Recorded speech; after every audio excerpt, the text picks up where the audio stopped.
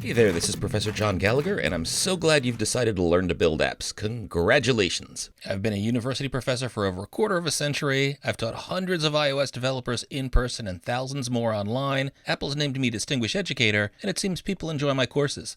I hope you do too. Now, this is the same material I use in my university course for undergraduates. That course is open to all students and doesn't assume any prior coding experience. And while we'll eventually move quickly, we'll first build a solid base, and I'll always try to bring high energy and enthusiasm. I'm a firm believer that learning to code is one of the coolest things that you can do, and I think you should teach coding like you're leading a fitness class. So let's learn big. Now let's start with some inspiration that you can find in the YouTube video linked in the lesson's description. Drew Houston, who developed Dropbox when he was in his 20s, has said that coding is the closest thing that we have to a real superpower. And this is a wonderful way to think about coding. It allows you to take your vision, turn it into something creative, hopefully something that makes you happy and that can help other people, and hopefully you find that there is a really lucrative and fun career in this as well. So let's start helping you acquire that superpower so you can become a coding hero. Now, before we dive into programming in Swift and learning to build apps, we've got to make sure that you've got a few things. First up is an Apple developer account. So pull up your browser and go to developer.apple.com. Now, you'll probably see a screen that looks a little bit different than this. Apple is constantly updating this with new resources and new information. Now, there's good news. The base Apple developer account is free. And there's more good news. If you've been using an iOS device, if you've ever bought anything over iTunes or in the App Store, used iCloud or Apple Pay, then you've already got an Apple ID. So what we're going to do is simply link that Apple ID to your new Apple developer account. So click the account link at the top of this page. And if you don't have an Apple ID, just go down here to where it says Create Yours Now. Otherwise, just log in with the email address that's associated with your Apple ID and use that Apple ID's password. You might be asked to approve your login through two-factor authentication, and you'll also be asked to approve any terms of service associated with your Apple developer account. Now, you might also see invitations to join Apple's developer program, but know that setting up an Apple developer account is free. That's all you need to start learning how to build apps using Apple's free Xcode software. You do not need a paid Apple developer account. Now, when you are ready to submit apps to the App Store, then you'll need a paid account, and that's usually $99 a year for US developers. Now, even with the free account, you're going to be able to install apps directly on any device that's connected to your Mac. But as of this recording, if you have the free account, those apps expire in a week and need to be reinstalled. This isn't a big deal when you're learning, but if you give your apps to friends and family, know that they will need a reinstall in a week until you're a developer program member. Now, some more good news. If you're taking this course as part of an educational institution, or if you're part of a nonprofit organization or an approved government entity in certain countries, there are ways to waive that $99 fee to avoid the 7-day timeout. Now, even though the old iOS Developer University program has been discontinued, educational institutions can still get no-cost access to the Apple Developer Program. Now, you can search online for more information about this, and if you're taking this course as part of a university or school program, your instructor may have some more details. Now, for those of you that do create apps and submit them to the App Store, please let me know. I love trying out apps from former students and sharing the success of students who have learned from my content. It's super rewarding to hear from you, so please stay in touch.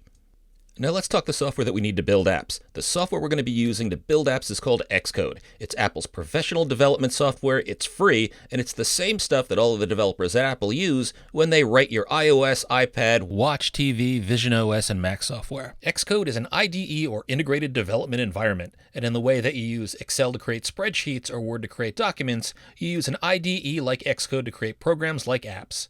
Now, IDEs don't only allow you to edit programs, but they typically have debugging tools. Xcode will also simulate iOS devices on your Mac so that you don't need to install code on a device to test it.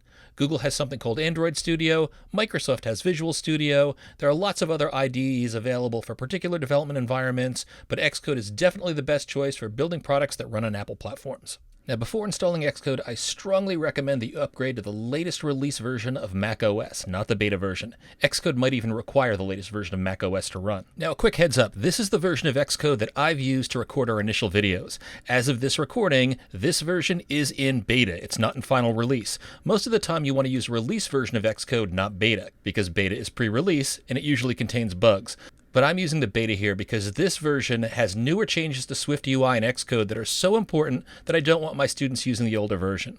Now, before you download Xcode, first check the App Store. If the version in the App Store, the non-beta version, is at or above this version, then download the App Store version. But if the App Store version is a number smaller than this one, and that's what I'm showing here, then download the beta version from Apple's developer website.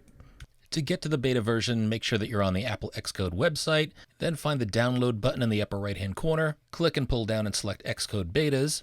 The latest version is usually at the top, so why don't you scroll until you can find the first version of the Xcode beta. click on View Details, then click the link that will download an XIP file. If your browser doesn't ask you where you want to save it, it's probably saving it to your Downloads folder. Now you're going to build apps and test them using an iPhone simulator in Xcode, which runs on your Mac. So you need a Mac to build apps, but you don't even need an iPhone or an iPad.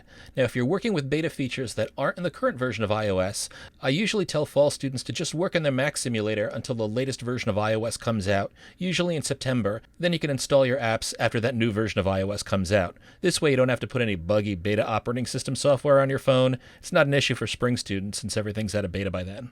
Now do know that Xcode can take a long time to install and require a large amount of disk space. Apple's getting better at decreasing the size of Xcode, but to give you an idea, some of my students reported that the prior version of Xcode could take as long as an hour to download and completely install, and even though the App Store said that it only took up 12 gigs of disk space, the actual disk space required to do the install was about twice that, since there were a lot of temporary files that were downloaded and decompressed and used as part of the installation. So if you're tight on disk space, be prepared to move personal files off to the cloud before you install, or buy an external hard drive. If you're waiting for a long download or installation, feel free to forward this video toward the end where you can watch the keys to success.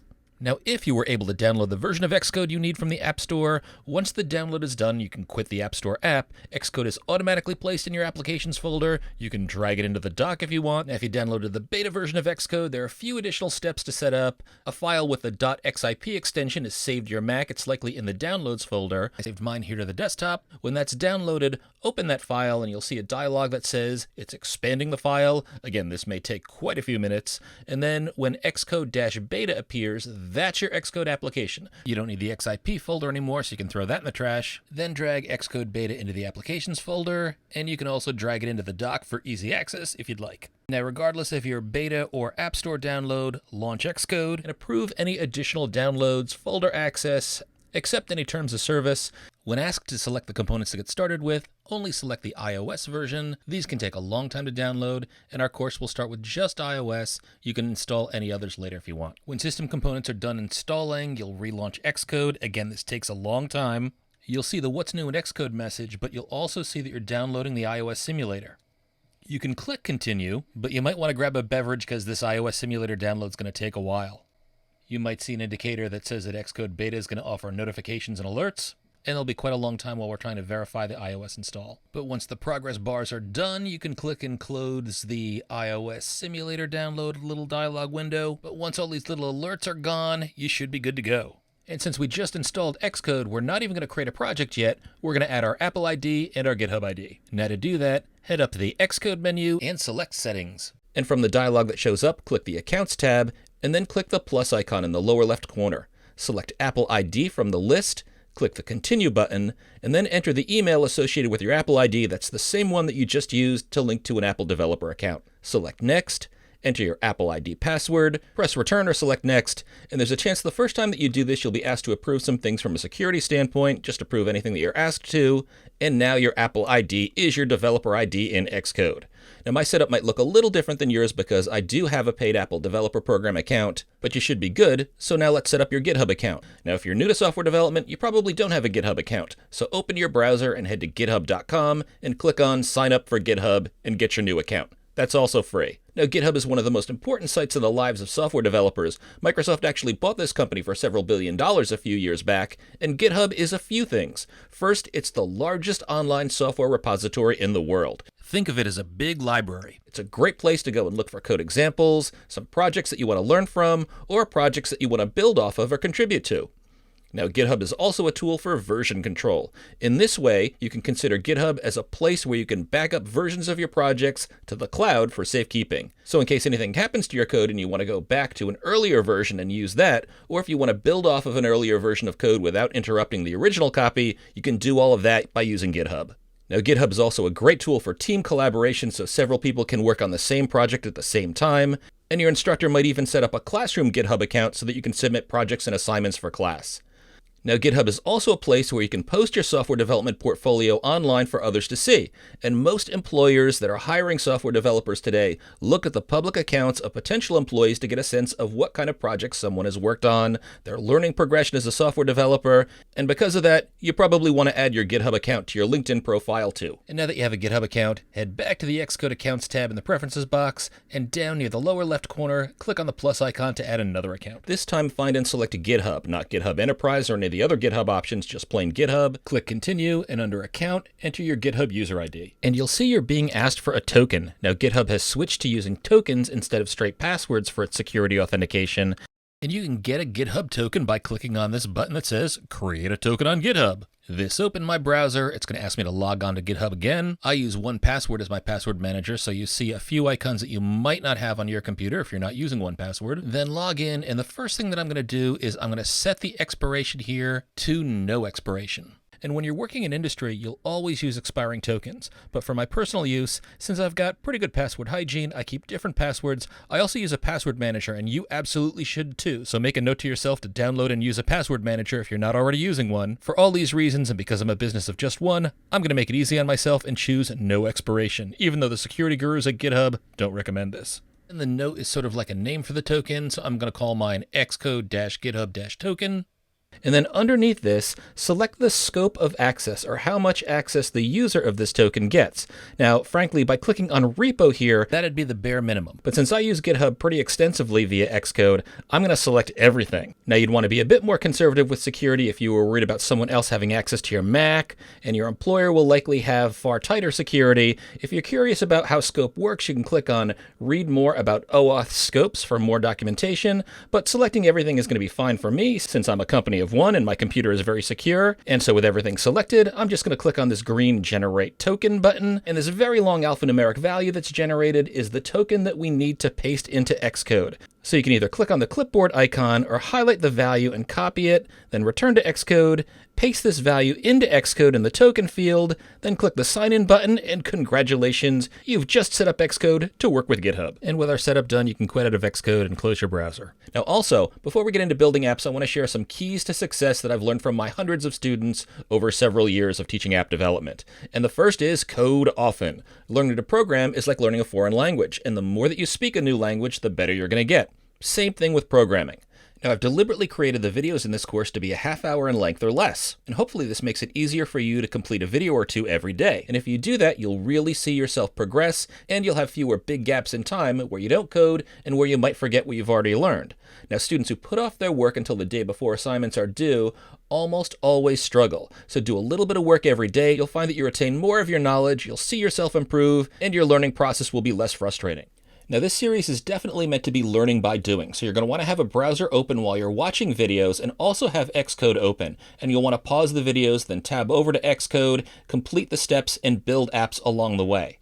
Now, you'll also find that it can be very useful after you've completed the video and gone through all the steps to open up a new project or playground and try to repeat those steps without the use of the video or reference materials. This is a great way to make sure that you're really retaining knowledge. And if you struggle with anything, you can go back and rewatch the video, try again. Also, make sure you try the challenges mentioned in the video lessons. And if you can't get a challenge the first time, code along with the solution, then try again later until you got the technique down cold.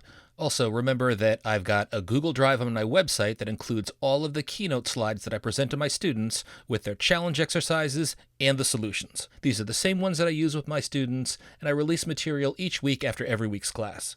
Now, also experiment with new projects and playgrounds. If you've learned techniques, you can always open a new project or a new playground to see if you can apply what you've just learned in a different context. Programming should be wildly fun, and it's especially enjoyable when you start to build your own stuff, even if it's just small parts of an app or experiments with a technique that you've learning inside of a playground. So if you're wondering, hey, I wonder what would happen if I do this, or if I make a change to the technique that I just learned. Well, just give it a try as those questions arise. You can do it as part of a new project or playground so that you don't mess up your existing work, and this is a great way to strengthen your skills as a software developer. Now, also remember, if you ever get stuck, there are a ton of additional resources available to help you out. And another thing you should know about if you're new to coding, do know that there's a site online that's a friend to all software developers that's called Stack Overflow. Now, Stack Overflow is the most popular question and answer site for programmers, and if you search this site, you'll almost always find that somebody else has encountered the same problem that you have, and you're likely to find a fast answer.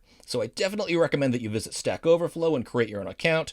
Also, as you learn more, you're going to be able to answer other people's questions too, and you'll get reputation points for doing so. And something that's important to be aware of, employers pay attention to your Stack Overflow behavior. So if you learn and help other people, that's a great indication that you'll be a good team member too. And the opposite is also true, so for anybody that's snarky or mean to other people online, that's the kiss of death when it comes to getting hired. So make sure that you've got good online etiquette. Now, GitHub can also be an amazing learning resource. There are lots of coding examples online. YouTube and blogs can also be great resources for learning more.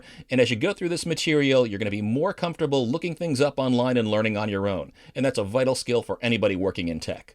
Now, Apple's also got some wonderful resources online as well. You can explore Apple's resources and find coding examples. There's guidance on user interface design. And also, every year in June, Apple runs a huge event that they call the Worldwide Developer Conference, or WWDC.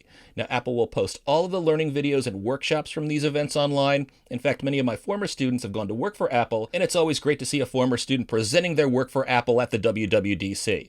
So check those videos out. They're a great way to learn advanced techniques and to keep up to date with new innovations coming from Apple. Also, if you're a student, every year Apple offers scholarships for the WWDC, so keep your eye out for those every spring and consider applying for those as well. Another way to gain recognition is through the Swift Student Challenge. You can search online for information about that as well. And finally, I really want to hear from you. Creating content and releasing videos for free on YouTube is definitely a lonely endeavor, so I really love hearing from people that are using this work, who are learning from these videos and having fun. So whether you're an instructor, a classroom student, or an independent learner, please take time to drop a comment below the YouTube videos. And also do know that if you like or subscribe, that's also used by YouTube in their search algorithms to surface these videos, and that can be tremendously helpful to me as I try to reach even more students. So if you take a small amount of time to do that, you've got my sincerest thanks. Also, if you're an educator, do share this material with other colleagues. It's great to get the word out there. And as an added bonus, if you take a photo or a screenshot of what you're doing based on what you've learned in my videos, and you post it online, I'm active on Threads and Mastodon, with the hashtag BuiltWithProfG, I have my teaching assistants go through all of the posts on those hashtags every week or so, and they select one of those posts to receive one of the much coveted My Mac Builds Apps laptop stickers. So share your work under the hashtag and you might win one too. Sorry I'm not on Twitter anymore. I was one of the original blue check marks before Musk bought the platform,